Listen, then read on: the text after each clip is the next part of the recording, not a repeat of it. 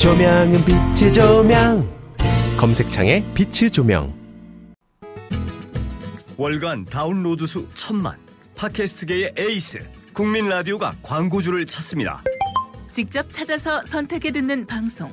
청취 몰입도가 높은 방송. 지상파 케이블 광고와 차원이 다릅니다. 부담 없는 가격. 소비자의 열띤 반응. 전혀 다른 광고의 블루오션을 경험해 보십시오. 국민라디오 @gmail.com으로 문의해 주시면 상세히 안내해 드리겠습니다.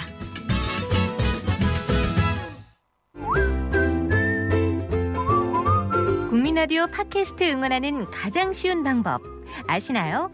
다운로드하기, 별점 주기, 댓글 달기, 구독하기.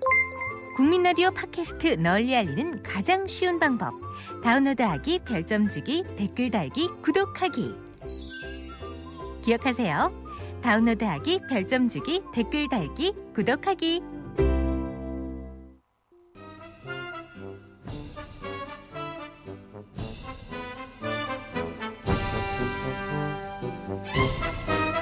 매주 금요일에 찾아뵙는 코너죠. 우리 사회의 이슈가 되는 문제들을 법률적으로 분석하고 해결책을 고민해보는 시간. 신민영 변호사의 판결을 판결한다. 지금 신민영 변호사 전화 연결되어 있습니다. 예, 신 변호사님 안녕하세요. 네, 안녕하십니까. 예, 지난주 방송하실 때 추석 연휴 때 오목교 배회하시겠다고 그랬는데 배회 네. 많이 하셨어요? 네, 열심히 배회했습니다. 예, 누구 만나셨어요? 아니요, 아무도 못 만났습니다. 다음 주에도 한번 배회해보겠습니다. 예, 만나고 싶은 분 오목교로 오시라고 그랬는데 아무도 만나고 싶은 분이 없었나 보네요. 네, 뭐 저의 현실이네요. 안타까운 현실. 예, 예. 오늘은 또 어떤 판결 다뤄주시겠어요? 지난주는 재판이 없었죠? 네, 맞습니다. 뭐 추석 연휴고 해서 재판이 없었습니다. 그래서 특별히 좀 다뤄올 판결이 없었고, 그래서 이번에는 요새 그 법정물 드라마, 그리고 뭐 법정물 영화 이런 게 많이 나오고 있는데 이 드라마 영화와 현실 재판의 차이에 대해서 한번 짚어볼까 합니다. 혹시 뭐 유 박사님은 법정물 중에서 인상 깊게 본 작품 있으십니까? 저는 근래 뭐 TV를 통 안 봐가지고 라디오를 들으시나 봐요. 네, 떠오르는 게 없어요. 이거 참 청취자분들 참 실망하실 텐데, 저도 이럴 때 작품 하나 얘기하고 같이 작품 얘기하면 얼마나 좋겠습니까? 그렇죠. 네, 저도 변호사 되고 나서 제대로 된 법정물이 없습니다. 왜 그러세요? 저라야 그렇다 쳐도 변호사님이야 관심이 많으실 것 같은데. 이게 그러니까 현실이랑 달라도 너무 달라서 도저히 이제 몰입을 할 수가 없습니다. 뭐 손발이 오글거린다고 하죠. 대표적인 게 그 법정에서 뭐 맨날 이제 클리셰처럼 나오는 장면인데 법정물에서 변호사가 뭐 이 있습니다 하고 소리치고 일어나는 거 이런 거 정말 보기 견디기 힘듭니다. 그거 멋있어요. 예? 볼 때는 멋있어요. 저 변호사 멋있다 그러는데 근데 왜 그거 문제예요?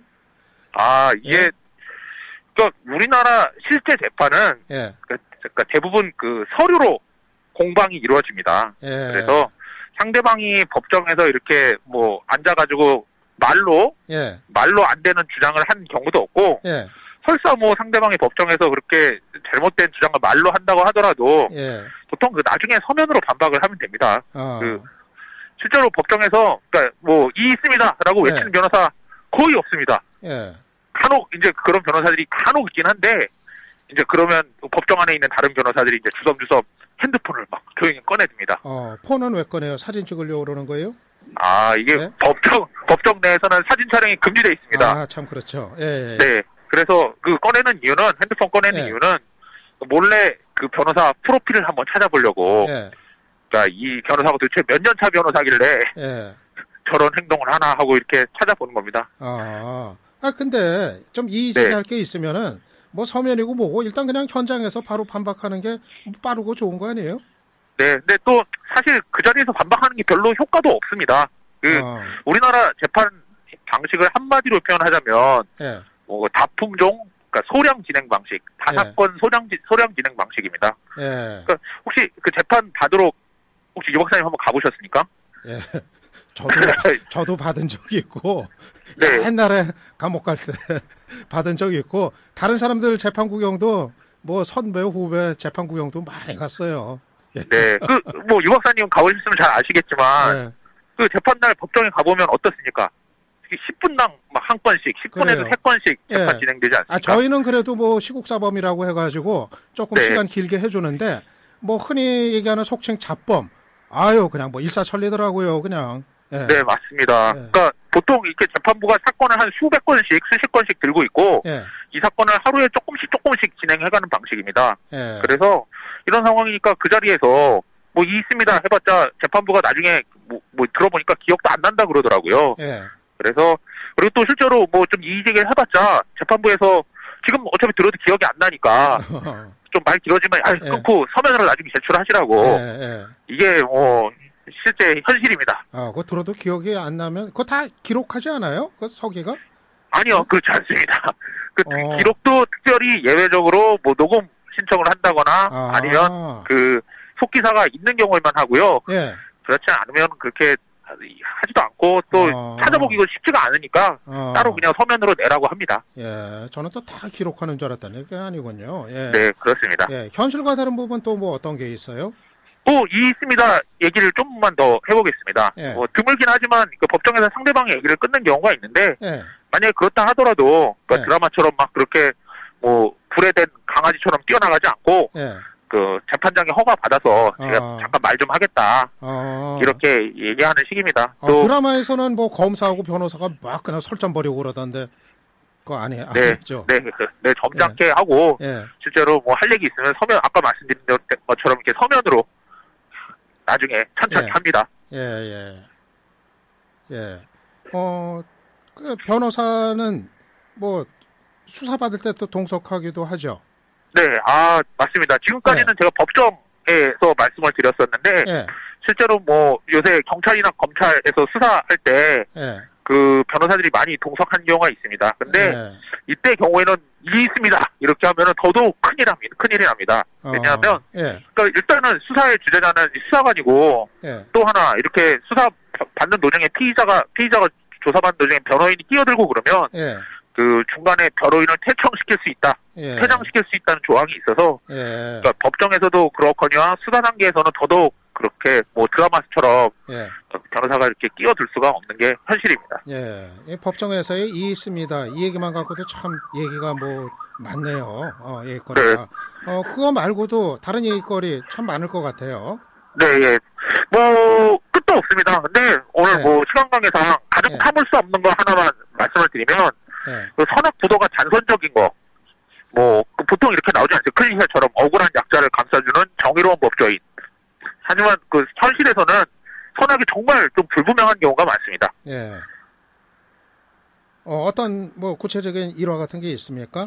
뭐 여러 개가 있지만 뭐 대표적인 거 하나 좀 소개를 드리자면 혹시 기억하실지 모르겠는데 이명박 정권 시절에 주치폭력 일삼는 사람들을 그 경찰이 집중 단속 한 적이 있었습니다. 혹시 기억하십니까? 기억은 잘 안 나는데 MB 때도 했군요. 정부한테 말고. 주폭이란 단어 혹시 기억나실지 모르겠습니다. 주폭. 네. 술주자. 네. 그 나중에 국정원 댓글 사건으로 이제 뭐 현대사의 한 획을 그은 김용판 씨가 충북 경찰청장 시절에 제안을 했던 개념인데 실제로 그 잡혀온 사람은 노숙자나 뭐 일용직 노동자 사회적 약자가 대부분이었습니다. 그래서 당시 제가 그 국선 변호사로 일하고 있었는데 좀 나름 정의감을 갖고 처음엔 사건이 들어갔었어요. 왜냐하면 그러니까 실적 때문에 경찰들이 그 뭐랄까 과잉 단속이라고 할까요? 그러니까 좀 사건을 찾아내서 한 게 아닌가라는 의심을 가졌었습니다. 신 변호사님, 지금 앞으로 남은 시간이 한 3분여 정도 되거든요. 요거를 효율적으로 사용해 주셔야 될 것 같아요. 사건 얘기를 그래서 조금 빨리 좀 드리자면, 그 실제로 뭐, 잡혀온 피고인들 사건을 하나 말씀드리면, 시장에서 상인들을 상대로 그 물건을 갈취하고 이랬던 사람이 있었습니다. 근데 이 사람이 신고가 들어오니까 경찰이 그 다음에 한 행동이 뭐였냐면, 주변 가게들을 찾아다니면서 이 사람 아느냐, 이 사람이 죄 증거 있냐 이런 식으로 탐문을 했더라고요. 그런데 뭐 신고해보신 분은 알겠지만 경찰이 그런 식으로 사정을 하면 뭐 안 걸리려고 그런 생각입니다. 실제로 이 사람 지금 전화하고 너무 가까이 말씀하시는 것 같은데 인근에 전화 상태가 조금 안 좋아요 지금. 지금 인근에서 불이 났는지 좋습니다. 옆에서 사이렌이 울려서 제가 좀 가리고 통화하느라고 고생이 많으십니다. 네.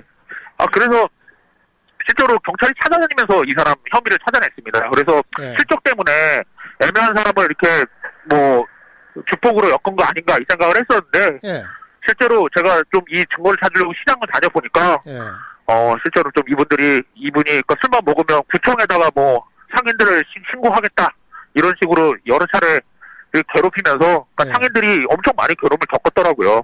그래서 과연 이 뭐 주폭수사나 이런 게 그러니까 공권력에 의한 과잉수사 이런 프레임으로만 접근할 수 있는 게 있는 건가? 혹시 뭐 그러니까 일말의 진심이 있었던 수사가 아닌가 이런 고민을 많이 했었습니다. 그렇군요. 뭐 마지막으로 우리가 생각할 거 있으면 한 30초 정도만 말씀해 주시겠어요? 네, 뭐 법정물 같은 경우 보면은 뭐 결국 이런 식으로 가다가 나중에 극적인 반전 일어나잖아요. 근데 현실에서는 글쎄요, 아까 말씀드렸잖아요, 선악이 불분명하고 그리고 반전도 그렇게 많지가 않습니다. 그래서 혹시 법조 기사나 이런 거 보면 좀 자극적으로 쓰여져 있는 경우가 많은데 이런 뭐 자극적인 기사에 자극적인 댓글, 자극적인 반응을 보인다기보다 그 사태 이면에 혹시 다른 면이 있는 게 아닌가 이렇게 좀 보시면 그러니까 법조 기사나 이런 걸 심도 있게 이해하는 데 도움이 될 것 같습니다. 알겠습니다. 오늘 조금 어려운 현장에서 뭐 또 애써 주셨습니다. 아닙니다. 오늘 말씀 감사했습니다. 네, 감사합니다. 지금까지 신민영 변호사였습니다.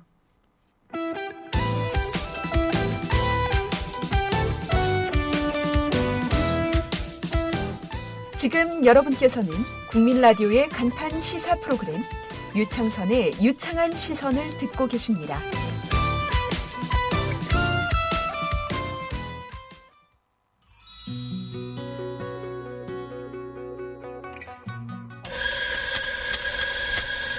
미디어 협동조합이 만든 카페 아시나요?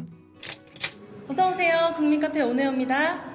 공정한 가격으로 확보한 품격 높은 재료로 정성을 다해 여러분을 모시겠습니다. 커피 나왔습니다. 맛있게 드세요. 지식이 있고 공감이 있는 강연이 있고 즐거움과 행복이 넘치는 공연이 있는 공간. 서울 마포구 월드컵로 37 웰빙센터 지하 1층 국민카페 오네어로 여러분을 초대합니다.